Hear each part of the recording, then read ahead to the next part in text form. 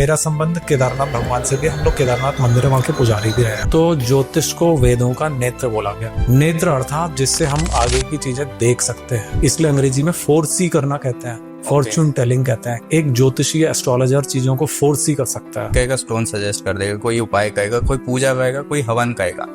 तो मेजर अगर हम एस्ट्रोलॉजी में जाएं तो किस प्रॉब्लम के लिए क्या सॉल्यूशन करने चाहिए? 4 प्रकार से हमारे उपाय काम करते हैं। प्रथम है वो हो गया हमारे रत्न, तो दूसरे प्रकार का उपाय हो गया रुद्राक्ष। फिर तीसरे प्रकार को मैं बोलूंगा जो भगवान के मंत्र होते हैं। इसी कैटेगरी में कहीं ना कहीं आ जाएगा यंत्र, और इसी कैटेगरी में आ जाएंगे स्तोत्र भगवान के। इसके उपरांत अगर मैं बोलूं चौथी श्रेणी या फिर चौथी कैटेगरी जो होगी, चाहे वो आपके शनि के कोई ऐसे उपाय हो गए, छोटे छोटे दिखने वाले लेकिन बहुत ज्यादा प्रभावी उपाय जो होते हैं, उनको मैं चौथी कैटेगरी में रखता हूँ। तंत्र एक प्रकार से समझ लीजिए कि एक इतना बड़ा ताला है कि जिसको आप एक नॉर्मल चाबी से नहीं खोल सकते। इसके लिए हमें ज्यादा लीवर वाली चाबी चाहिए होगी। आप लगा लीजिए हर एक मुखी रुद्राक्ष में विशेष पावर होती है। भगवान शिव के अश्रुओं से निकला हुआ बीज है, बहुत जग प्रसिद्ध है आज की डेट में, तो पूरी दुनिया जानती है। एक मुखी रुद्राक्ष से कहीं ना कहीं देखा जाए तो हमारा मोक्ष और लक्ष्मी की प्राप्ति हो रही है। तो 7 मुखी रुद्राक्ष के लिए वर्णन आता है कि एक रंग को भी राजा बनाने की हिम्मत रखते हैं 7 मुखी रुद्राक्ष। तो 14 मुखी रुद्राक्ष से कहीं ना कहीं देखा जाए तो आपके अंदर बल की अगर कमी है, या फिर आप कुछ जैसे हनुमान जी जैसा कुछ बड़ा जो करना चाहते हो, ऐसी जितने भी 14 मुखी से लेकर 21 मुखी तक के जितने भी रुद्राक्ष हैं वो बोलेंगे हैं जो बहुत बड़ा कुछ अचीव करना चाहते हैं उनके लिए। तो स्टार्ट करते हैं आज का पॉडकास्ट और वेलकम करते हैं विद्वान पंडित, astrologer, numerologist and rudraksha expert Pandit Shri Prashant Semwal ji का। नमस्कार पंडित जी, स्वागत है हमारे पॉडकास्ट में। नमस्कार पंडित जी, हमारे यहाँ एस्ट्रोलॉजी के बहुत सारे पॉडकास्ट हुए हैं। पॉडकास्ट पे ज्यादातर एस्ट्रोलॉजर्स आते हैं। एस्ट्रोलॉजर्स की ना अलग थिंकिंग रहती है पंडित पुरोहित के लिए। तो वो कहते हैं कि हाँ हम ज्यादा प्रोफेशनल हैं। तो आज मेरे साथ आप जैसे आज पंडित जी हैं, तो एस्ट्रोलॉजी की आपके अकॉर्डिंग क्या डेफिनेशन आती है? बिल्कुल। तो हितेश, आज मैं सभी दर्शकों के सामने ये पंडित जो एक शब्द है, देखिए हिंदू धर्म को 4 वर्णों में बांटा गया जी। ब्राह्मण, क्षत्रिय, वैश्य और शूद्र। ये जितने भी वर्ण है, इनमें ब्राह्मण को कहीं ना कहीं लोगों ने ये समझा कि ये ही पंडित बनने के अधिकारी हैं, जो कि सत्य भी है। लेकिन समय के साथ साथ जो पंडित वर्ड है, जो पंडित शब्द और जो गुरु शब्द है, वो कई और प्रोफेशन के लोगों ने भी इस्तेमाल किया। और उसका कारण स्पष्ट है। कहीं ना कहीं जो पंडित होता है, पंडित का अर्थ होता है किसी विषय का, विशेष विषय का ज्ञाता। तो मेरी नजर में कहीं ना कहीं अगर देखिए आप एक आईटी प्रोफेशनल है, अगर आप एक बैंकिंग क्षेत्र में है, अगर आप आईटी मतलब ऐसे करते करते कितने भी प्रोफेशंस में आप किसी विषय के विशेषज्ञ हैं, तो मेरी नजर में आपके हो गए पंडित हो गए। अब अगर जो आपका प्रश्न है उसके ऊपर आते हैं कि भाई जो पंडित होता है, कर्म कांड करने वाले लोग जो होते हैं वो पंडित करके ज्यादा करके समाज में जाने जाते हैं। लेकिन अगर उन पंडित लोगों में भी अगर देखा जाए तो एक ज्योतिष, जैसे देखिए मैं एक ज्योतिष वाला जो कार्य करता हूँ, और साथ में मेरे पिताजी जो थे वो एक बहुत अच्छे कर्मकांडी पंडित जी थे। और कहीं ना कहीं मेरा संबंध केदारनाथ भगवान से भी, हम लोग केदारनाथ जो मंदिर है वहाँ के पुजारी भी रहे। हमारा जो फैमिली जो ट्री है। और इस परिप्रेक्ष्य में बोलना चाहूंगा कि मुझे ज्योतिष बहुत प्रिय है। कर्म कांड करना जानता हूँ, पब्लिकली इतना नहीं करता हूँ, लेकिन देखा जाए तो जो पंडित होता है, पंडित एक ज्योतिषी जो होता है वो भी एक प्रकार का पंडित है। तो पंडित शब्द की हमें एक तरीके से सम्मान करना चाहिए, क्योंकि ये सिर्फ और सिर्फ ब्राह्मणों के लिए नहीं उपयुक्त होना चाहिए, ये सभी वर्णों के लिए, सभी जातियों के लिए। और कोई भी व्यक्ति, इवन अगर कोई आर्मी में भी है तो उसके लिए भी हम बोल सकते हैं कि वो अपने क्षेत्र का पंडित है। तो मतलब ये हुआ पंडित जी एक टर्म है कि हम अलग अलग प्रोफेशन में भी यूज कर सकते हैं। और इस पंडित जी में भी 2 डिफरेंशिएशन बता दिया आपने, कर्मकांडी पंडित और एक ज्योतिष। तो जो ज्योतिष के बारे में जानते हैं उनकी क्या डेफिनेशन होती है? नॉर्मल एस्ट्रोलॉजर से क्या अलग या क्या एक्स्ट्रा ज्ञान होता है उनके पास? तो यहाँ पे हितेश देखिए, जो ज्योतिष वाले जो पंडित होते हैं, ज्योतिष के बारे में अगर मैं समझता हूँ कि आपका प्रश्न कहीं ना कहीं देखा जाए तो ये ज्योतिष से संबंधित है जी। तो ज्योतिष एक ऐसा विषय है, सबसे पहले तो मैं बोलूंगा ये सबसे प्राचीन है। आजकल कितने शास्त्र हैं, कितने लोगों ने बोला है, न्यूमरोलॉजी, अंक विद्या, टैरो आ चुका है जी, और आपका वास्तु शास्त्र है जी, हस्तरेखा है, ऐसे नाना प्रकार की विद्याएं हैं जी। अब क्या देखिए, लोगों ने अपनी पब्लिसिटी के लिए, मार्केटिंग के लिए कहीं ना कहीं सभी चीजों को इतना पब्लिसाइज कर दिया है और बहुत हाइप क्रिएट करने का प्रयास किया है। लेकिन मेरी जो दृष्टिकोण है उसमें ज्योतिष प्राचीन क्यों है उसका देखिए मुख्य कारण क्या है।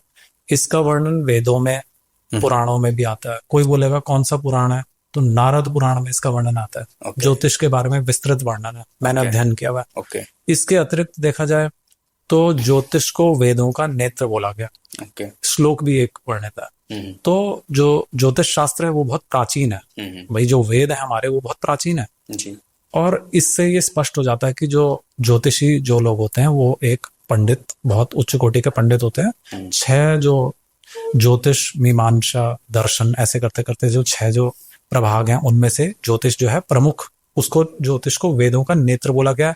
नेत्र अर्थात जिससे हम आगे की चीजें देख सकते हैं। इसलिए अंग्रेजी में फोरसी करना कहते हैं, फॉर्चून टेलिंग कहते हैं। क्यों कहते हैं?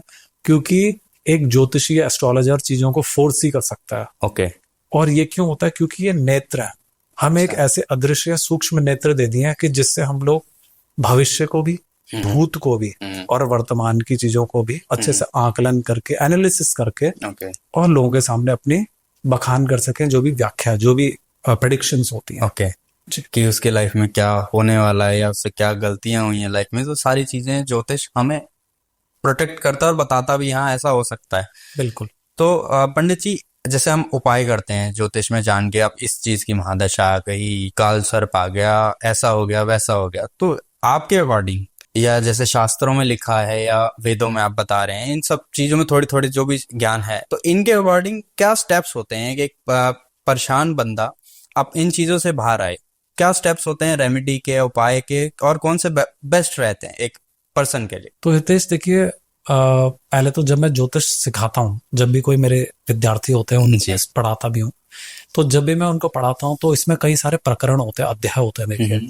और मैं थ्योरेटिकली बात नहीं कर रहा हूँ, बहुत प्रैक्टिकल बात है कि जब उसको बेस बताएंगे कि भाई इतने घर होते हैं, इतने ग्रह होते हैं और इतनी राशियां हो गई हैं, सभी जानते हैं 12 राशियां होते हैं।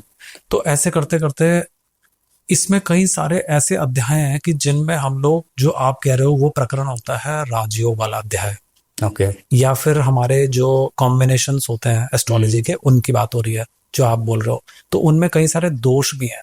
जब एक से अधिक ग्रहों का जब योग होता है, हम लोग खैर वैसे आगे बढ़ गए हैं चर्चा में, ज्योतिष में भी, लेकिन जैसे आपने प्रश्न पूछा है उसमें जब योग होता है वो योग अच्छा योग होगा तो वो राजयोगों की श्रेणी में जा सकता है। ओके और वही योग जब कुयोग जिसे कहते हैं होगा तो वो हमारे दोष जो होते हैं उनको दोष बोलेंगे। तो जो दोष होते हैं उनमें मांगलिक दोष, काल सर्प दोष, ये ग्रहों की विशेष परिस्थितियों के ऊपर जो है निर्भर करता है एक व्यक्ति की कुंडली में। ओके और केवल व्यक्ति विशेष यानी कि जातक की ही कुंडली में नहीं देखना चाहिए। अभी तो हमको ये हो रहा यानी कि पूरे, जैसे मान लीजिए देशों की कुंडली, भारत देश की कुंडली देखनी है। ओके तो आप शायद से लोगों को, कईयों को ज्ञात होगा, कईयों को नहीं, जो ज्योतिष के विद्यार्थी हैं शायद से उनको पता हो कि जो भारत देश जब बना था और पाकिस्तान, तो उस समय में भारत की कुंडली पाकिस्तान की कुंडली में भी काल सर्प दोष है, सोचिए। ओके जी। तो मेजर स्टेप क्या रहते हैं अगर मेरे को कोई भी जैसे प्रॉब्लम है, हम किसी भी एस्ट्रोलॉजर के पास जाते हैं, कोई एक सेम प्रॉब्लम के लिए, लाइक काल सर्प का एग्जांपल लेते हैं, कोई कहेगा स्टोन सजेस्ट कर देगा, कोई उपाय कहेगा, कोई पूजा कहेगा, कोई हवन कहेगा, तो मेजर अगर हम एस्ट्रोलॉजी में जाएं तो किस प्रॉब्लम के लिए क्या सॉल्यूशन करने चाहिए और कौन से बेस्ट रहते हैं? तो हितेश देखिए, सबसे पहले अगर हम बात करें, जैसा आपने काल सर्प के लिए पूछा, तो मैं इसको भी दोबारा से, जो मेरा अपना स्टाइल है, जो मेरा अपना पैटर्न है, जो मेरा अपनी शैली है, तो वो ये क्या है कि मैं सबसे पहले ग्रहों के, जब भी कोई मेरे पास जातक आता है तो उनके ग्रहों के 9 ग्रहों का 9 प्लैनेट एनालिसिस, ये मेरा पहला स्टेप होता है। ओके जब मैंने उसके 9 ग्रह चेक कर लिए तो मेरा दूसरा, देखिए मैंने इसको 4 विभागों में बांटा हुआ है। पहला स्टेप मैंने बता दिया 9 प्लैनेट एनालिसिस। यस। सेकंड चीज हो जाती है कि मैं उसकी महादशा, अंतरदशा, जहां आवश्यकता हो तो वहां पे प्रत्यंतर सूक्ष्म प्राणदशा तक को देखा जाएगा। ओके इसलिए हमारा टाइम का जो कैलकुलेशन था वो बहुत डीप था हमारे वैदिक ज्योतिष में। वैदिक ज्योतिष का ही मैं ज्यादा मतलब पुजारी रहा हूँ। और इसके बाद थर्ड स्टेप जो आएगा वो हमारा क्या आएगा, गोचर, यानी कि जो हमारे ट्रांजिट में जो प्लैनेट्स मूव हो रहे हैं उनके अकॉर्डिंगली हम जब एनालिसिस करते हैं, तो जो पहले के जो 2 स्टेप है उनके साथ हमारा एक एडेड ऑन प्रेडिक्शन में फायदा होता है, उससे लाभ होता है। ओके और हमें ज्यादा करके एक्यूरेसी आ जाती है।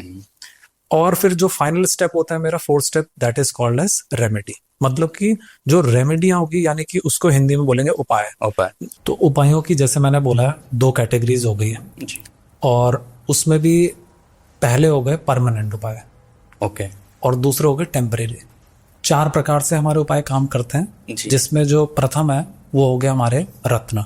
ओके। तो रत्न यानी कि जो जेमस्टोन होते हैं, उससे किसी भी प्रकार का कार्य लिया जा सकता है, चाहे वो किसी की समस्या हो, चाहे कोई व्यक्ति कुछ प्राप्त करना चाहता हो जीवन में, ओके। और ग्रहों को ठीक करने के लिए भी रत्नों का उपयोग होता है। ये हो गया हमारा प्रथम प्रकार। अच्छा। दूसरा प्रकार हो गया हमारा रुद्राक्ष।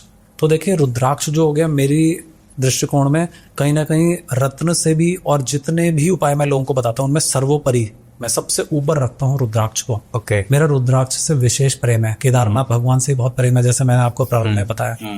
तो शिव से इतना एक निकटता होने का कारण जो है, और उसी कारण से रुद्राक्ष ने देखिए मेरा जीवन को परिवर्तित किया। जब मैंने इसको पहली बार जीवन में धारण करा, तो रुद्राक्ष ने मेरा जीवन ही परिवर्तित कर दिया। ओके। तो उसी संदर्भ में हम, अगर आपको लगेगा या दर्शक अगर चाहेंगे, तो हम रुद्राक्ष पे चर्चा करेंगे। तो दूसरे प्रकार का उपाय हो गया रुद्राक्ष, और रुद्राक्ष से मैंने जीवन में कई प्रकार की समस्याओं का, अपने जातकों का, कई प्रकार की लोगों को, कोई चाहता है कि मुझे ये एम अचीव करना है जीवन में, तो उसको भी प्राप्त करने में सहायता करी है। किसी ने 6 महीने में, किसी ने 1 साल में अपने जो चीजें सोची हैं उन चीजों को प्राप्त किया है। ये सिर्फ रुद्राक्ष की सहायता से, केवल रुद्राक्ष धारण करके भी किया जा सकता है। देखिए, तो रुद्राक्ष को मैं बहुत ज्यादा पावरफुल रेमेडी की श्रेणी में रखता हूँ।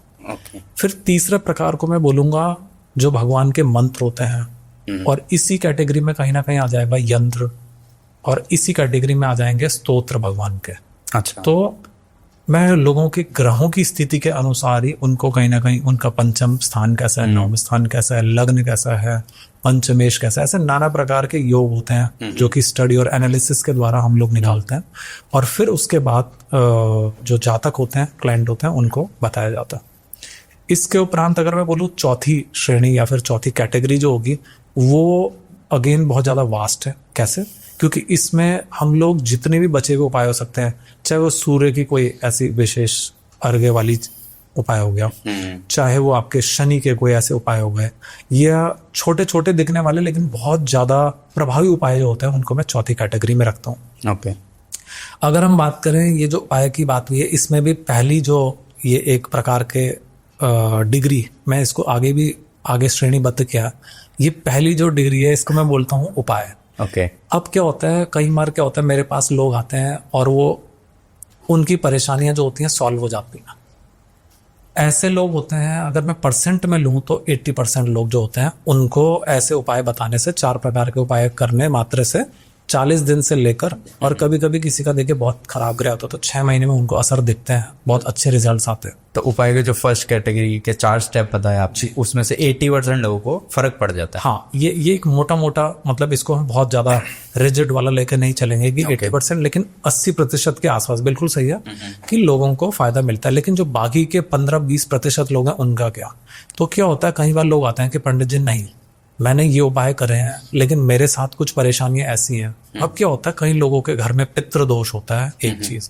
कई लोगों के, मतलब उनके पूर्वजों में पीढ़ियों से चल रहा है, समझिएगा, उनके ग्रहों में भी वो पितृ दोष क्यों आया है? क्योंकि उनके पूर्वजों से कोई गलती हो गई, उनके पूर्वजों में किसी ने श्राप दे दिया, या आपस में नहीं बन रही, लड़ाई झगड़े हो रहे हैं, या मान लीजिए और भी कई प्रकार के चीजें होती हैं। तो एक तो पितृ दोष, दूसरा जैसा आपने बोला था काल सर्प दोष, या एक या मल्टीपल जो फैमिली मेंबर्स हैं उनकी कुंडली में होता। इसके अतिरिक्त अगर मैं देखूं तो और भी कुछ प्रकार के ऐसे दोष हो सकते हैं, और वास्तु दोष भी इसमें प्रमुख है। ओके। अगर ये सारे दोष हैं तो मान के चलिए कि आपको साधारण उपाय, जो पहली जो डिग्री है, उससे फायदा नहीं मिलेगा। यहाँ पे हमें सेकंड डिग्री का इस्तेमाल करना पड़ेगा। तो सेकंड डिग्री को मैं बोलूंगा, ये मेरा अपना पैटर्न है, पता नहीं किसी को अच्छा लगेगा, कोई बोलेगा ये बहुत अनऑथेंटिक, लेकिन देखिए ये सब ऑथेंटिकेट है। आज मैंने आपसे जैसे बातचीत करी, आपके मतलब उपाय की कैटेगरी इतनी डीप जानने को पहली बार सुनने को मिली, इतनी कैटेगरीज बनी हुई। क्योंकि ओवरऑल अगर हम एस्ट्रोलॉजर से बात करते हैं तो या तो छोटे मोटे उपाय पूजा हो गई, या बेसिक होता है कि ये स्टोन्स पहनो और कहानी खत्म। बिल्कुल। तो इधर उसका कारण क्या है, कई बार लोग अपना स्टोन बेचने के लिए या फिर कोई हवन करने के मात्र से, देखिए पंडित लोगों को अभी समाज में बदनाम क्यों किया गया पिछले कुछ वर्षों में, 5-10 वर्षों में? क्योंकि पंडित लोगों में से ही कई लोग ऐसे थे कि उन्होंने अपने जीवनी को चलाने के लिए उन्होंने कई बार ऐसे ही बोल दिया कि आप ये हवन कराइए। बट मेरे दृष्टिकोण में जब मेरे पे कोई व्यक्ति आता है, अगर मुझे लगता है कि उसको कोई कुछ पहनने की आवश्यकता नहीं, मैं लोगों को साफ मना कर देता हूँ कि आप रत्न भी मत पहने, क्योंकि आपका कोई ग्रह ऐसा है ही नहीं कि जिसको आपको रत्न धारण करने की आवश्यकता है। तो ऐसी स्थिति में मैं रुद्राक्ष का इस्तेमाल करता हूँ। फिर उसको मंत्र या स्तोत्र होता है उनका जाप करवाता हूँ। या चौथे प्रकार की कैटेगरी, फिर सेकंड प्रकार की जो डिग्री होती है, जैसे आपने बोला है, तो सेकंड प्रकार की डिग्री क्यों इस्तेमाल करनी पड़ती है? कई बार हम में से जो ज्योतिषी लोग होते हैं, हम लोग क्या करते हैं, कई बार जल्दबाजी के चक्कर में, जैसे डॉक्टर के पास जाता है तो डॉक्टर लोग क्या करते हैं, एक कोई अपना पेशेंट देखा तो उनका फिक्स टाइम है, उसके बाद उन्होंने दूसरे को देखना है। पर ज्योतिषी कहीं ना कहीं देखिए भगवान से जुड़ा हुआ है। कैसे? एक तो धर्म से रिलेटेड है, जैसे मैंने आपको पहले ही बोला, और ज्योतिष जो विद्या है ये एक शापित विद्या भी है, और ज्योतिष विद्या जो है ये एक दैवीय विद्या भी है। बिना गुरु कृपा से ज्योतिष विद्या में आप पारंगत नहीं हो सकते हो। आप लाख कोर्सेज कर लीजिए, आजकल के युवाओं के साथ सबसे बड़ी समस्या क्या? अधूरा ज्ञान। सबको सारा ज्ञान लेना है लेकिन फ्री में लेना है, या फिर ये नहीं देखना है कि गुरु कैसा है। कोई भी विद्या जब आप एक अच्छे गुरु से नहीं लोगे, मंत्र भी आप बिना गुरु के पढ़ लोगे तो वो जीरो है। जब भी आप मंत्र हो गया, यंत्र हो गया या तंत्र हो गया, ये सारी चीजों में जब आप जाते हैं, प्रवेश करते हैं, तो आपको एक अच्छा गुरु यानी कि अच्छा मार्गदर्शक, गुरु अर्थात जो आपको उस ज्ञान को बिल्कुल कैटेगराइज वे में, बिल्कुल ऑर्गेनाइज वे में सिखाए। तो कहीं ना कहीं जैसा आपका प्रश्न है, मैंने जीवन में ज्योतिष शास्त्र में क्योंकि लोगों को बहुत मदद की, पिछले 25 वर्षों से कर रहा हूँ, 18 साल फ्री में भी किया। तो कहीं ना कहीं मैंने इन चीज़ों को कैटेगराइज किया अलग अलग डिग्रीज में, और फर्स्ट डिग्री में जैसे मैंने आपको बताया 4 प्रकार के उपायों में। तो सेकंड जो डिग्री मैं बोलूँगा, पुनः उसी पे आते हैं, तो सेकंड डिग्री को हम बोलेंगे, सेकंड डिग्री क्या होती है आपके टोटके, यानी कि कोई व्यक्ति को जो साधारण दिखने वाले जो उपाय हैं तो बहुत प्रभावी, बट क्योंकि उसकी कुंडली में या उसके घर में वास्तु दोष या पितृदोष या ऐसे ही संबंधित जितने भी दोष हैं, जिसके कारण उसको पूर्ण लाभ नहीं मिल रहा है, तो इस चीज के निराकरण करने के लिए हमें कुछ तो करना पड़ेगा आगे। तो मैंने वहां पर बहुत अपनी रिसर्च करके ये पाया कि ऐसे व्यक्ति को हमें टोटके का इस्तेमाल करना चाहिए। हमें प्राचीन ग्रंथों में और तांत्रोक्त ग्रंथ जो ऑथेंटिक में बात कर रहा हूँ, उनमें हमको अच्छे टोटके मिलेंगे। एक तो होता है कि बहुत बेकार किस्म की, मतलब ये तंत्र ही हो गया। जी। अच्छा, टोटके भी देखे जाए तो बिल्कुल हितेश, बहुत अच्छा प्रश्न, क्योंकि टोटके के बारे में लोगों को अधूरा ज्ञान है। जैसे आपने देखा होगा किसी ने नींबू कुछ करा है और वो अपना जाके और वो चौराहे पे रख के, हाँ, मतलब जनरल पब्लिक को यही पता है कि हाँ ये टोटका होता है, किसी के लिए कुछ गलत कर दिया। तंत्र में भी यही कुछ होता है, डरा दिया, मार दिया, कुछ ऐसे ही डेफिनेशन। लेकिन हितेश कहीं ना कहीं देखो तो टोटके से डरने की आवश्यकता भारत देश में इसलिए लगती है क्योंकि लोग वाकई में गलत इंटेंशन के साथ करते हैं। जैसे कि आजकल की कुछ नई विद्याओं में बहुत अच्छी बात बोली गई है, जरूरी नहीं है कि नई विद्याएं तो वो आपको गलती सिखा रही हैं या ऑथेंटिक नहीं है। जैसे मैनिफेस्टेशन और सारी टेक्निक्स हैं, उनमें बोलते हैं अच्छी इंटेंशन के साथ आप इस क्रिस्टल में ऐसा करें। वेस्टर्न जो एस्ट्रोलॉजर्स हैं, वेस्टर्न जो पद्धति है, उनमें ये सारी विद्याओं में इंटेंशन बहुत ज्यादा मैटर करती है, ऑप्शन पॉजिटिविटी देती है। तो हम अगर मंत्र जाप कर रहे हैं और हमारे दिमाग में कोई किसी के प्रति कुछ गलत दुर्भावना है, तो वो मंत्र सिद्ध नहीं होता या उसका जो परिणाम होगा वो गलत होगा। तो इसीलिए जो टोटके होते हैं उनको गलत समझना इसलिए हो गया क्योंकि लोग गलत इंटेंशन से करते हैं। भारत देश में मैंने बहुत देखा है ये चीज, लोगों को गलत तरीके से इसका बुरा हो जाए, ये हो जाए, किसी को ऊपर कुछ कर दिया। लेकिन यहाँ पे जो मैं बोल रहा हूँ, यहाँ पे हम किसी का अहित की बात नहीं कर रहे हैं। हम बोल रहे हैं कि कोई जातक है और वो अपना लाभ कर रहा है बिना किसी का अहित करे, कोई टोटके करना, जो आपने बोला वो कहीं ना कहीं मुझे ऐसा लगता है वो टोने वाली श्रेणी में आ जाता है। टोने और टोटके, गंडे और ताबीज, या कहीं बार किसी को कुछ खिला दिया, तो वो एक तंत्र का एक ऐसा क्षेत्र हो गया कि जिसमें लोगों ने उस चीज का दुरुपयोग किया। मेरा उठना बैठना कई प्रकार के विद्वानों में, तांत्रिकों में और नाना प्रकार के जो ऑकल्ट साइंटिस्ट हैं उनके साथ रहा है। और वो लोग भी मुझे कहते हैं कि प्रशांत, जिस प्रकार से समाज में ये तंत्र को लोग दुरुपयोग कर रहे हैं ये बहुत ही गलत है। तो कहीं ना कहीं मैं आपके माध्यम से दर्शकों तक ये बोलना चाहूंगा कि जो टोने होते हैं उनको ना करें, किसी का अहित ना करें, अभी तो आप अपने अच्छे कामों के लिए, अच्छे अर्थ प्राप्ति के लिए, धर्म प्राप्ति के लिए, प्रभु प्राप्ति के लिए, या अपने ग्रहों को ठीक करने के लिए आप जो सेकंड डिग्री, जैसे मैंने बोला मैं, टोटके करें। और वो भी किससे, कोई अच्छे आपको ज्योतिषी अगर बोले कि हाँ जी आपको ये करना चाहिए। मैंने ऐसे ऐसे टोटके बताए, देखने में बहुत सारा ताले चाबी वाला उपाय, ऐसे कई प्रकार के। कभी भविष्य में अगर दर्शकों का प्रेम इसी प्रकार बना रहा तो और इसको आगे जो है विषय पे चर्चा करेंगे। तो ये हो गया टोटके। तो ऐसे कई लोग होते हैं इनको टोटकों से बहुत त्वरित जो होता है परिणाम मिलता है।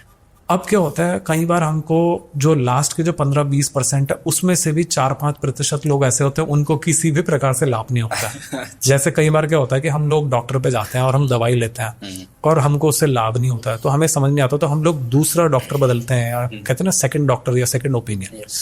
अब ज्योतिष के क्षेत्र में कई लोग तो क्या करेंगे, ज्योतिषी बदल देंगे।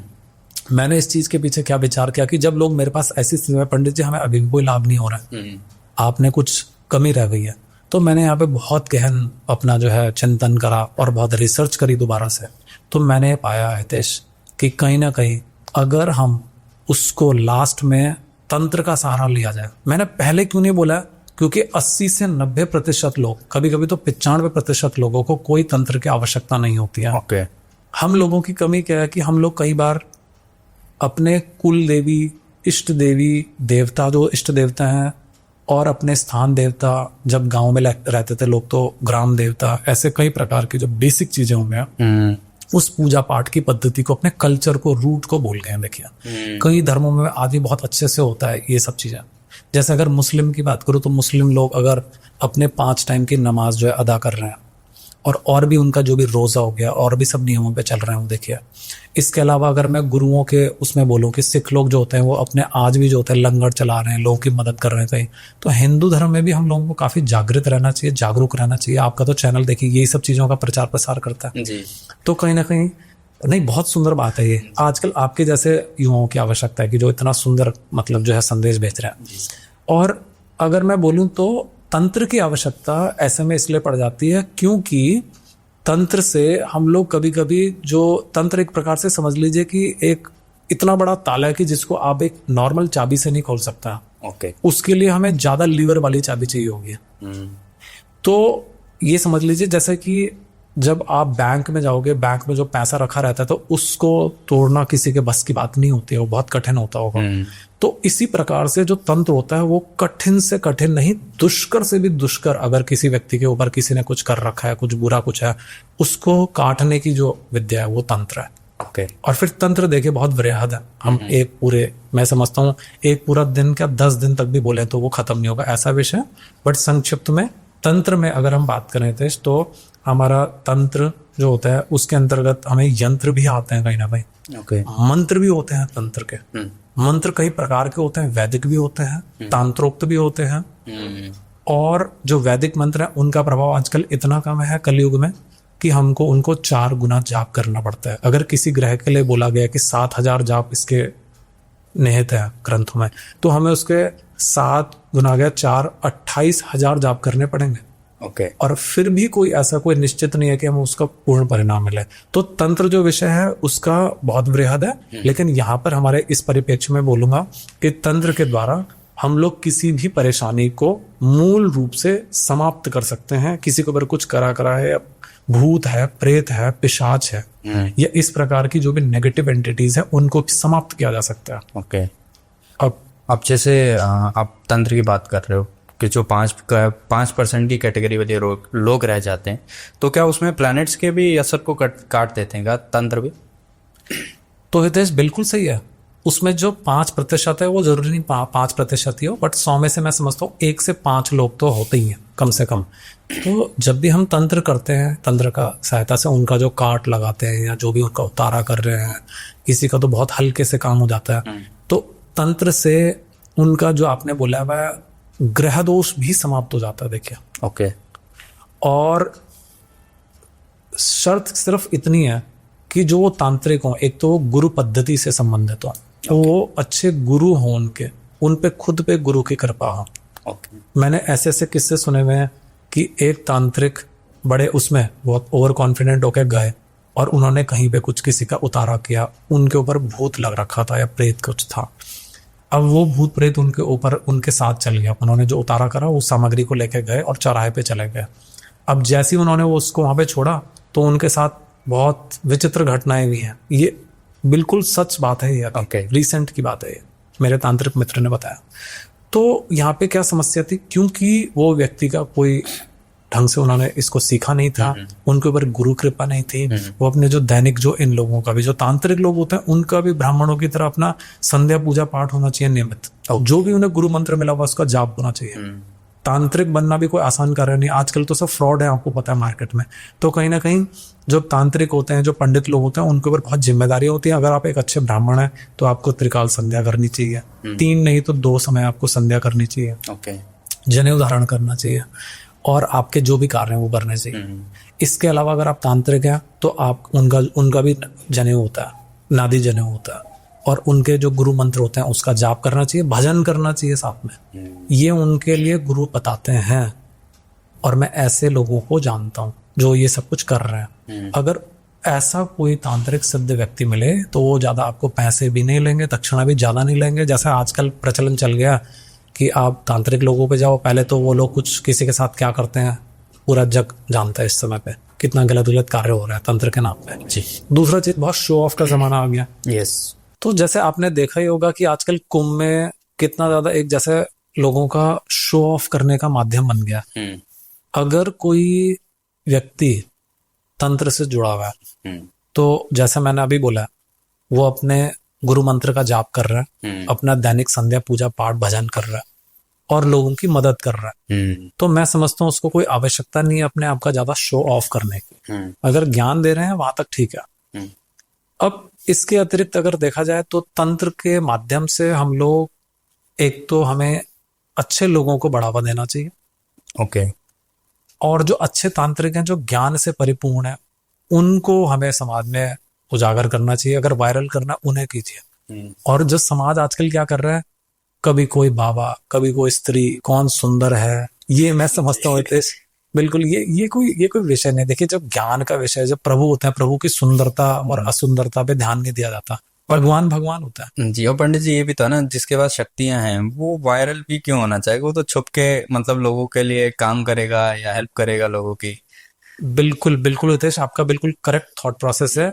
कारण क्या है, क्योंकि मैं इतने विद्वान लोगों से मिला हूँ, कभी आपको अपनी चर्चा बताऊंगा कि 10-15 दिव्य पुरुषों से मिला, उसमें से जितने भी तांत्रिक लोग या संत महात्मा लोग रहे जिनके पास विद्याएं हैं, वो लोगों को मैंने बोला कि आपको दुनिया क्यों नहीं जानती है? उन्होंने कहा हम चाहते ही नहीं कि हमें दुनिया जाने।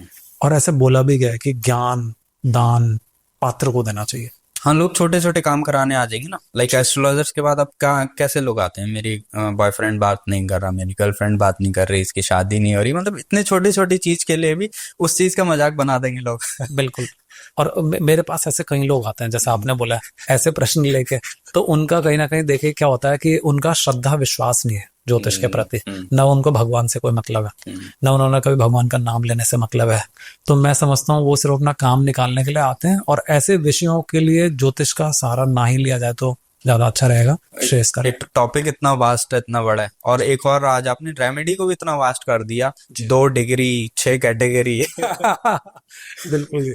और जैसे आज आपने बताया रुद्राक्ष के बारे में, रुद्राक्ष के बारे में जान के मैं हैरान हो गया कि उससे 9 प्लैनेट्स के ठीक करा जा रहा है, लोगों की प्रॉब्लम ठीक करा जा रहा है। जितना भी मैंने रुद्राक्ष के बारे में जाना था, जितनी मेरी नॉलेज कहती है, और आम पब्लिक को जितना पता है कि रुद्राक्ष तो बस वैरागी या बाबा या संत यही लोग पहनते हैं, बस और किसी काम का कुछ है नहीं इसका।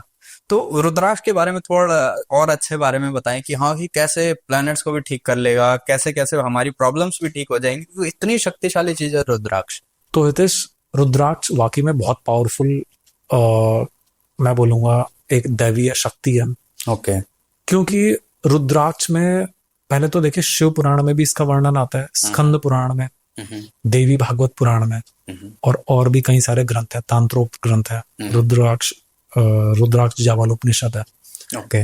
तो इन सब ग्रंथों में इसका वर्णन आता है। ज्यादातर ग्रंथों में 1 से 14 मुखी तक का वर्णन है, और बाकी के ग्रंथों में 1 से 21 मुखी तक का वर्णन है। अगर प्रैक्टिकली देखा जाए तो ये 31 मुखी तक तो देखिए इसकी मैंने पिक्चर्स देखी हैं नेपाल से, जो मेरे पे आते हैं जब मैं भी जैसे कई लोगों को देता हूं अपने हाथ से, और 38 और 40 मुखी तक के मैंने इंडोनेशिया के भी देखे हुए हैं। ओके। तो आप लगा लीजिए हर एक मुखी रुद्राक्ष में विशेष पावर होती है, भगवान शिव के अश्रुओं से निकला हुआ बीज है, बहुत जग प्रसिद्ध है आज की डेट में, तो पूरी दुनिया जानती है। जी। मैं भी धारण करता ही हूँ पूरी माला भी अपने धारण कर रखी रहती है, अंदर मेरा पूरा सिद्ध माला पहनी भी रहती है। ओके। तो रुद्राक्ष देखिए एक ऐसा, एक मैंने बोला ना दिव्य शक्ति है कि जो ग्रहों को बहुत ज्यादा कंट्रोल करने की पावर रखता है। तांत्रोक्त ग्रंथों में भी लिखा हुआ है, कुछ बीच में रिसर्च हुई है पिछले 50-100 वर्षों में, कई विद्वानों ने इसको ग्रहों से भी जोड़ा। देखिए शिव पुराण में तो ऐसा वर्णन नहीं आता है, शिव पुराण में बोलूंगा सबसे ऑथेंटिक एक शास्त्र हो गया। तो शिव पुराण में बोला गया, जैसा आपने प्रश्न किया उसी के परिप्रेक्ष्य में, कि स्त्रियों को और शूद्रों को, मतलब कि जाति वर्ण में ब्राह्मण क्षत्रिय वैश्य को बोला गया कि भैया आपको जो है संध्या पूजा पाठ करनी चाहिए, लेकिन जो इतर वर्ण हो गए और जो आपके स्त्रियां हो गए उनको बोला गया भाई आप पूजा पाठ डायरेक्ट ना करें, आपके अपने पति से ही आपको पुण्य मिल जाएगा। ओके। और शूद्रों के लिए बोला गया आप सेवा करेंगे, आप भी हरि के जन है तो आपको भी पुण्य मिल जाएगा। लेकिन किसी भी धर्म, किसी भी जाति, किसी भी वर्ण के लिए शिव पुराण में मना नहीं करा। उसमें बोला हुआ है आप कुछ भी हो, आप जेंडर वाइज स्त्री भी हैं तो भी आपको अलाउड है। अर्थात जो रुद्राक्ष है उसको भी और शिव जी की पूजा सबको अलाउड है, सोचिए। ओके। तो रुद्राक्ष जो है उसके अंदर ऐसी शक्ति है कि अगर आप इसको हार्नेस करने का प्रयास करेंगे, कई साइंटिस्ट पे रिसर्च चल रही है। मेरे पास एक साइंटिस्ट है साउथ के, और उन्होंने एक बार बोला पंडित जी मुझको रुद्राक्ष चाहिए, उन्होंने मेरा कहीं से नंबर ले लिया था, ये बात हो गई है 5-7 वर्ष पूर्व की। ओके। और उनको मैंने दिया, मैंने कहा क्या करूं, कहते हैं हम इसके मेडिसिनल वैल्यू जो है ना उससे कुछ मेडिसिन बना रहे हैं, सोचिए।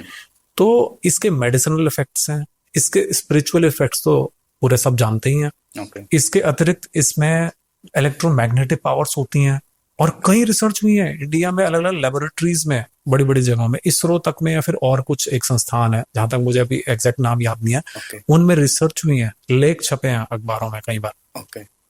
तो रुद्राक्ष एक ऐसा मतलब पावरफुल बीड मैं बोलूंगा कि इससे कोई भी व्यक्ति धारण कर सकता है, ये तो नंबर 1 बात हो गई है, ऐसा श्लोक है शिव पुराण में।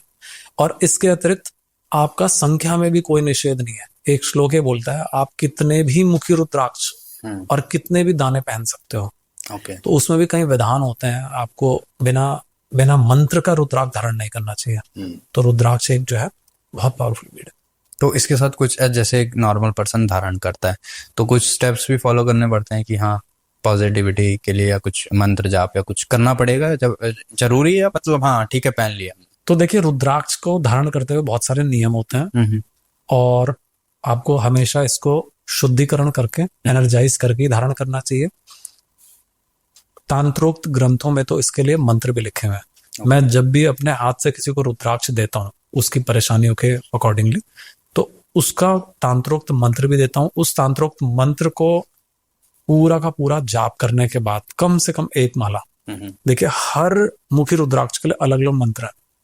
शिव पुराण में आपको आसानी से मिल जाएंगे। तो अलग अलग उसमें संहिताएं, जैसे विद्येश्वर संहिता और सब, तो वहां पे आपको आसानी से मंत्र मिल जाएंगे, और उन मंत्रों का आप जो है जाप करें, उसको एनर्जाइज करें पूरा। इसका अगर संभव हो तो पूरा गंगा जल से शुद्ध करके, कई लोग पंचामृत से स्नान कराते हैं, और शिव के कई प्रकार के मंत्र होते हैं उनसे करते हैं। जितने भी 5 रूप हो गए उनके सद्योजात, तत्पुरुष, ईशान तक के, और बाकी इनकी कई पूरी विधियां भी लेके आपको मरने था। तो आप उसको विधि विधान से करें, नहीं कर सकते हो तो पंडित जी से कराएं। और इसको एक दाना रुद्राक्ष से लेकर आप इसको 1000 दानों तक पहन सकते हैं। उसका भी वर्णन आता है कि आपको बहुत पुण्य मिलता है। जैसे रुद्राक्ष के कई सारे लाभ ही लाभ बोले गए हैं, तो उसके क्या है, कई सारी सावधानियां, जो आपने प्रश्न पूछा उसमें सावधानियां भी हैं कहीं ना कहीं, मैं समझता हूँ। तो सावधानियों में हितेश आपको सबसे प्रथम तो याद रखना चाहिए कि इसकी अशुद्धि नहीं होने देनी चाहिए। यानी आपको मांस, मदिरा, और आपको स्त्री का निषेध है, ये सब चीजें। और मैं बोलूंगा जो गृहस्थ लोग हैं, जैसे हम जैसे लोग जो घर में रहते हैं, शादी करें चाहे नहीं करें, लेकिन गृहस्थ में रहते हैं, घर में सन्यासी नहीं है, तो गृहस्थों को कहीं ना कहीं शमशान में जब जाते हुए, जैसे कि किसी की कई बार कोई घाट पे आप जाते हैं, तो भी आप इसे उतार कर जाए। ये मेरा अपना परसेप्शन है। क्यों? कहीं ना कहीं वहां की जो एनर्जी है वो शून्यता को लेके आती है, विरक्ति को लेके आती है। और ये आवश्यक नहीं है कि हर कोई व्यक्ति वैराग युक्त जीवन जीना चाह रहा हो, क्योंकि अगर आप मेटलिज्म को चाहते हैं, अगर आप चाहते हैं भाई मेरा घर परिवार हो, तो आप विरक्ति वाले मोड में हर कोई जाना नहीं चाहता है। तो आप रुद्राक्ष को इन 4-5 चीजों के समय पे अलग से रखते हैं और फिर उस क्रिया को करें। यानी कि कई बार मेरे कई ऐसे क्लाइंट्स आते हैं जो विदेशों में बैठे हैं और वो लिकर का सेवन करते हैं। कई लोग मीट खाते हैं, बहुत कॉमन चीज है वहां पर, मीट के अलावा वो लोग कुछ खाते नहीं। ठंडे प्रदेश है, मैंने साइबेरिया, मैंने यूएस है, कनाडा है और कंट्रीज हैं। तो उनके लिए फिर मैंने दिमाग लगाया क्या किया जाए। तो मैं उनको बोलता हूँ आप जब खा रहे हो तो उतार के रख दो, अगले दिन नहा के पहनो। कहते हैं पंडित जी हम तो सुबह शुरू हो जाते हैं। तो उनके लिए एक और उपाय है कि आप उसके सुबह के समय में आप पूर्ण रूप से शुद्ध होके, अपने ब्रश करके, नहा के, फ्रेश होके आप भगवान पे गए और उसके 1 मीटर की परिधि में आ गए, या रुद्राक्ष को अपने माथे से लगा के आप मंत्र जाप करो और उसको स्पर्श कीजिए, क्योंकि रुद्राक्ष के स्पर्श मात्र से भी पुण्य मिलता है। रुद्राक्ष को देखने से, रुद्राक्ष बोलने से भी सोचिए आपको बहुत पुण्य मिलता है। उसका कई गुना पुण्य आपको रुद्राक्ष धारण से मिलता है। अलग अलग अंगों पे अलग अलग वर्णन आता है कि आपको कितना कितना पुण्य मिलता है। कानों में धारण कर सकते हैं, गले में धारण कर सकते हैं, कलाई में धारण कर सकते हैं, और आपने इसको मुकुट के तौर पे भी धारण कर सकते हैं। आजकल तो कई सारे ऐसे सेलर भी मैंने देखे हैं कि वो लोग मुकुट बना के, आसन बना के भी दे रहे हैं इसका। तो पंडित जी आपने जब रुद्राक्ष धारण किया होगा पहली बार, तो ऐसा क्या चमत्कार हुआ या आपकी लाइफ में क्या चेंजेस आए या क्या पॉजिटिविटी मिली रुद्राक्ष से आप? तो हितेश, जब देखिए मैं 15 साल का था तो उस समय पे मैं साइंस को बहुत, मेरा साइंस जो सब्जेक्ट था वो बहुत प्रिय था। ओके। और कहीं ना कहीं जब मैंने ज्योतिष का अध्ययन करना प्रारंभ करा, रत्नों के बारे में जाना, तो देखा ये रुद्राक्ष क्या चीज है। ऐसा टेढ़ा मेढ़ा सा दिखने वाला, एक जैसे लकड़ी जैसा दिखता था मुझे। मैंने जब पहली बार हाथ में लिया तो मैंने कहा इसमें ऐसी क्या पावर हो सकती है। तो इस पे बहुत गहन अध्ययन करा, रिसर्च करी और इसको पहली बार धारण करा। अलग अलग मुखी रुद्राक्षों का मेरे पे अलग अलग प्रभाव पड़ता था। तो मैं कुछ समय के लिए जैसे 5 मुखी, कभी 4, क्योंकि उस समय पे जो सबसे सस्ते थे, एक स्टूडेंट वाली एज होती थी, तो मैंने ऐसे कोई व्यक्ति ढूंढे जिनसे मैंने रुद्राक्ष लेना प्रारंभ करा और उनको धारण करना प्रारंभ किया। तो मैंने देखा उसका अलग अलग प्रभाव मेरे ऊपर पड़ रहा था। तो कभी क्या होता था, मेरी बुद्धि मैंने देखा बहुत ज्यादा तीव्रता से काम कर रही है, जैसे पढ़ाई में मेरा बहुत अच्छे से मन लग रहा है, फिर मैं उसको उतार के रख देता था। फिर मैं देखता था दूसरा रुद्राक्ष धारण करने से मैं खेल कूद में बहुत अच्छा हो रहा था। तो ऐसे करते करते मैंने एक बार क्या किया, मैंने तकरीबन 5-7 प्रकार के अलग अलग मुखी रुद्राक्ष जो भी मुझे सहज सुलभ हो गए थे कम रुपयों में, मैंने वो लिए और मैंने उनको मंत्रों के साथ धारण करा। आप विश्वास नहीं मानेंगे, मैंने तकरीबन उनको लगातार 9 महीने पहना और वो 9 महीने मेरे जीवन का पूरा परिवर्तन कर गए। उस समय पे मेरे बुद्धि में ऐसा कुछ प्रकाश आया कि मैंने गीता को 18 बार पढ़ा। बहुत शॉर्टेस्ट फॉर्म में पढ़ा है, देखिए बिल्कुल अर्थ टू अर्थ जितना, मतलब आपका 18 अध्याय होते हैं, लेकिन 18 अध्याय पढ़ने में भी एक समय लगता है और उसका मैं चिंतन करता था बकायदा। तो मेरा कंसंट्रेशन पावर, ध्यान लगना भगवान में बहुत ज्यादा बढ़ गया, इंक्लिनेशन बहुत ज्यादा हो गया भगवान के प्रति।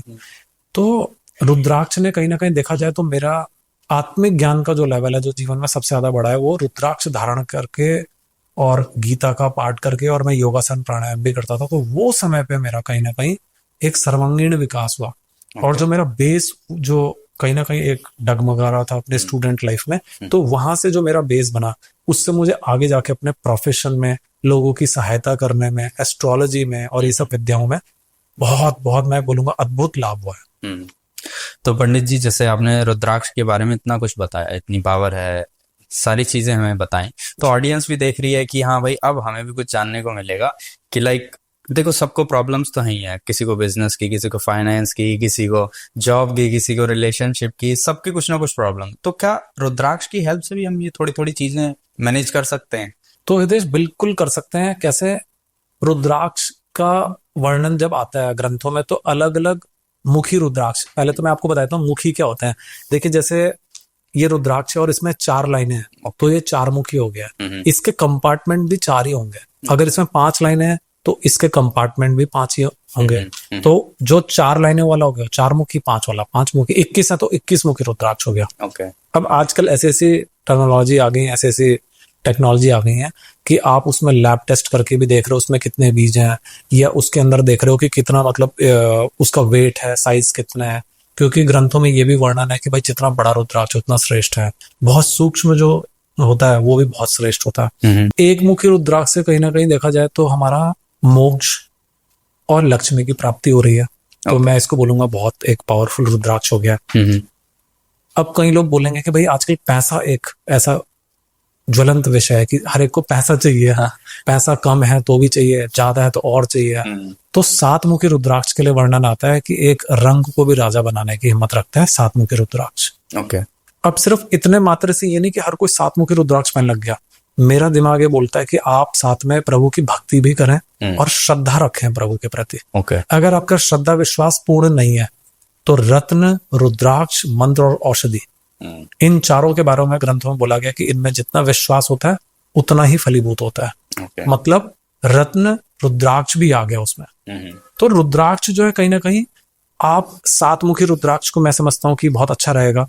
फिर 14 मुखी को देवमणि बोला गया। 14 मुखी में हनुमान जी की पावर है, तो 14 मुखी रुद्राक्ष से कहीं ना कहीं देखा जाए तो आपके अंदर बल की अगर कमी है, या फिर आप कुछ जैसा हनुमान जी जैसा कुछ बड़ा जो करना चाहते हो, ऐसी जितने भी 14 मुखी से लेकर 21 मुखी तक के जितने भी रुद्राक्ष हैं वो बोले गए जो बहुत बड़ा कुछ अचीव करना चाहते हैं उनके लिए। Okay. फिर अगर आप बोलें कि भाई जैसे स्टूडेंट्स के लिए बहुत अच्छे अच्छे रुद्राक्ष हैं और बहुत सस्ते रुद्राक्ष हैं, सोचिए 4 मुखी 6 मुखी, उनकी कीमत भी कम है। अच्छा। लेकिन उनका प्रभाव पूर्ण है। तो जो बच्चे पढ़ाई में मन नहीं लगता है, अगर जैसे अगर कोई बोलेगा तो पंडित जी हमें और ज्यादा कुछ जानना है, तो उसके लिए तो देखिए जब तक मैं किसी का ग्रह ना देख लूं तो इतना ज्यादा डिटेल में बताना आसान नहीं होता है। लेकिन जनरली हर एक बच्चे के लिए 4 और 6 मुखी रुद्राक्ष तो मैं रिकमेंड करता ही हूँ। बट इसके अतिरिक्त 1 या 2 रुद्राक्ष में और ऐड करता हूँ कि जिससे उस बच्चे के जो भी कुछ ऐसा ग्रहीय कॉम्बिनेशन है जिसकी वजह से उसका मन नहीं लग रहा है, जिससे वो पढ़ाई में एक्सेल नहीं कर पा रहा है या हायर स्टडीज करने में कोई प्रॉब्लम है, तो वहां फिर ग्रहों की सहायता से मैं उनको फिर अपना रुद्राक्षों से जोड़कर बताता हूँ। लेकिन 4 और 6 मुखी रुद्राक्ष तो ये लगा लीजिए बेस है बच्चों के लिए, स्टूडेंट्स के लिए। और अगर मैं बात करूं, मान लीजिए कोई व्यक्ति कहता है जी मैं तो बिल्कुल ऐसा रहता हूं कि शरीर से कमजोर या बीमार पड़ रहे हैं, काम धंधे में दिक्कत हो रही है, 3 मुखी बहुत अच्छा काम करता है यहाँ पे। 7 मुखी रुद्राक्ष बहुत अच्छा काम करेगा। 12 मुखी रुद्राक्ष बहुत अच्छा काम करता है। 1 और 14 रुद्राक्ष तो मैं बोलूंगा 1 और 14 मुखी रुद्राक्ष हर प्रकार के समस्या में और कुछ भी लाइफ में अचीव करना हो तो उनमें काम करेंगे। लेकिन आजकल 14 मुखी रुद्राक्ष में भी समस्या क्या हो गई कि अगर आपने गलत जगह से ले लिया तो अक्सर 13 मुखी रुद्राक्ष पे एक लाइन खींचकर भेज देते हैं। तो रुद्राक्ष को पहचानना एक बहुत कठिन कार्य है। ओके। फिर उसके बाद 1 मुखी रुद्राक्ष में सबसे ज्यादा जो होता है गलत चीजें या धांधलेबाजी जिसे बोलते हैं वो समाज में चल रही है मार्केट में। तो 1 मुखी रुद्राक्ष जो होता है इसके ऊपर तो खैर एक पूरा वीडियो भी कम पड़ेगा, बट 1 मुखी शिवा साक्षात भुक्ति मुक्ति प्रद सदा। 1 मुखी जो रुद्राक्ष है उसकी तो मतलब वर्णन करना संभव नहीं है, इतना कुछ है। और उसके फिर कई सारी चीजें मैं कभी आपको बताऊंगा। अगर मैं बात करूं पावरफुल रुद्राक्ष में कहीं ना कहीं 8 मुखी, 10 मुखी, 12 मुखी, ये रुद्राक्ष भी बहुत अच्छे हैं, इतने महंगे नहीं है और इनको भी आप अफोर्ड करके इनको धारण करें तो इनसे बहुत लाभ होता है। ओके। तो रुद्राक्ष जैसी चीज भी मतलब जो लोग सोचते हैं कि हाँ ये सब वैरागियों के लिए है या बाबा संत के लिए है, वो भी इतना बड़ा टॉपिक है। हर चीज में आपने बताया, हर कैटेगरी की चीज में हम उसका हेल्प ले सकते हैं। तो हितेश असल में जो रुद्राक्ष हो गया इसमें केवल सन्यासियों के लिए नहीं, जैसे मैंने बोला हुआ है इसको चारों वर्णों के लोग, स्त्रियां, किसी के लिए भी निषेध नहीं है। और आप शायद से विश्वास माने या ना माने, मेरे कुछ ऐसे क्लाइंट जो विदेशों में रहते हैं उनके कॉल आते हैं और वो जब मैं उनकी पत्री देखकर उनको रेकमेंड कराऊं तो उन लोगों को मैंने रुद्राक्ष धारण करा रखे हैं और वो मुस्लिम लोग हैं। ओके। और वो लोग अलग अलग धर्मों से हैं। मैंने देखा हुआ है ऐसे लोग जो विदेशों में रहते हैं वो लोग बहुत न्यूट्रल है। हमारे देश में कहीं ना कहीं कभी कभी लोग बहुत ज्यादा कट्टर हो जाते हैं धर्म के प्रति, जाति के प्रति। वो बोलते हैं हम ये काम नहीं करेंगे, हम ऐसा नहीं, हमारे यहाँ ये निषेध है। लेकिन मैं समझता हूँ कि कोई भी व्यक्ति अगर दूसरे धर्म से कोई बढ़िया चीज सीख सकता है, खास तौर से जो रुद्राक्ष एक ऐसा एक मैं बोलूंगा जैसे डिवाइन पावर है, तो आप क्यों ना रुद्राक्ष से कम उसके लाभ लेने के लिए धारण कर लें। तो ये एनर्जी तो देगा ही देगा आपको, साथ में आपको मेडिसिनल तौर पे भी बहुत ज्यादा एनरिच करता है जैसे मैंने आपको बताया। और इसके अलावा कई बार मैं कुंडली देखकर ही बता पाता हूँ। और फिर मैंने कुछ बीच में एक बार ऐसे कवच भी बनाए थे कि जिनमें मैंने विवाह नहीं हो रहे तो कौन से रुद्राक्ष धारण करने चाहिए। फिर मान लीजिए कई लोगों का प्रेम अच्छा नहीं चलता है, वैवाहिक जीवन बहुत अनस्टेबल रहता है, उनके लिए क्या रुद्राक्ष है। ओके। फिर कई बार क्या होता है, ये कुंडली पे ज्यादा डिपेंड करता है, बट ज्यादातर केसेस में जैसे गौरी शंकर बहुत अच्छा कार्य करता है ऐसे केसेस में। ओके। फिर अगर जैसे आप बोले कि भाई बिजनेस से रिलेटेड चीजों में, तो सातमुखी एक बेसिक रुद्राक्ष हो गया, उसमें मैं कुछ एक ऐड करके कुछ कवच बनाकर देता हूँ। उसमें क्या होता है कि आपका बिजनेस जो भी नहीं चल रहा है उससे रिलेटेड प्लैनेट से भी हम इसको जोड़कर तैयार करते हैं। तो सारे कॉम्बिनेशन देखने पड़ते हैं एग्जैक्ट रिजल्ट के लिए, तो पूरे सारे कॉम्बिनेशन, कुंडली भी देखनी पड़ती है, कौन सा रुद्राक्ष पहनना है वो भी देखना है। फिर तो आपने स्टेप्स बहुत सारे बनाए हुए हैं। बिल्कुल बिल्कुल, जैसे तो बहुत सारे स्टेप्स हैं और उनके अकॉर्डिंगली जब हम उसको मिलाकर बोलते हैं तो फिर वो एक होता है ना, मैं फुल आदमी को एक पूरा मेडिसिन के साथ और एक रूटीन लिख के दे दिया, जैसे मान लीजिए डॉक्टर लिखता है, तो ये एक तरीके से आदमी उसके ऊपर चलेगा तो उसको लाभ पूर्ण रूप से होता है। जी बंटी जी, थैंक यू सो मच। आज का पॉडकास्ट बहुत नॉलेजेबल रहा, बहुत कुछ सीखने के लिए मिला आपसे। Thank you so much. बहुत बहुत धन्यवाद आपका भी चैनल के लिए, और इसी प्रकार से जो है चर्चा को कभी करेंगे अगर दर्शकों ने ऐसा चाहा। जी, बहुत धन्यवाद।